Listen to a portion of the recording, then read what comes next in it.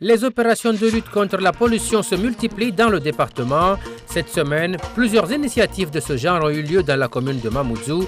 Exemple, ce matin à Tsunzu 1, l'association Cocotier Rigolo a fait appel aux gardiens du littoral pour se débarrasser des 4 décharges sauvages du village. Sur les hauteurs de Kwalé, les ordures prennent peu à peu la place de la végétation. Alors, pour lutter contre l'invasion des décharges sauvages, une centaine de bénévoles s'est donné rendez-vous dans cette zone difficile d'accès, loin du circuit des camions poubelles. C'est des gens qui viennent laisser les déchets là. Pourquoi ils laissent les déchets ici? C'est là, on dit que c'est la poubelle.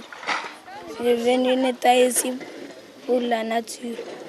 On a constaté à Tsunzu qu'il y avait beaucoup de décharges sauvages qui sont installées dans plusieurs quartiers.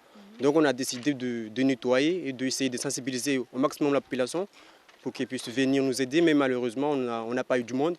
Et malgré ça, nous sommes là pour dégager tous ces décharges sauvages qui s'existent. Les jeunes de cette association de Tsunzu 1 sont encadrés par 14 membres des gardiens du littoral, dont 10 services civiques. Ils disposent aussi de l'appui du parc marin, l'une des rares institutions à soutenir l'initiative. La problématique des déchets marins, elle est vraiment très importante à Mayotte. On le voit sur les plages, on le voit directement en mer. Mais on sait que la plupart des déchets qu'on retrouve en mer sont des déchets qui ont été produits à terre. Donc c'est important pour nous aussi d'être présents sur des événements de nettoyage, de sensibilisation de la population à la problématique des déchets, justement pour essayer d'améliorer les pratiques, essayer d'améliorer un peu la situation à terre pour que ça se ressente sur le milieu marin.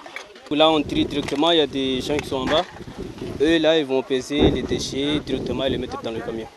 Grâce à ces actions ciblées sur les zones d'habitat précaires difficiles d'accès, les gardiens du littoral ont déjà récolté plusieurs tonnes de déchets, évitant ainsi qu'ils ne finissent leur course au fond du lagon.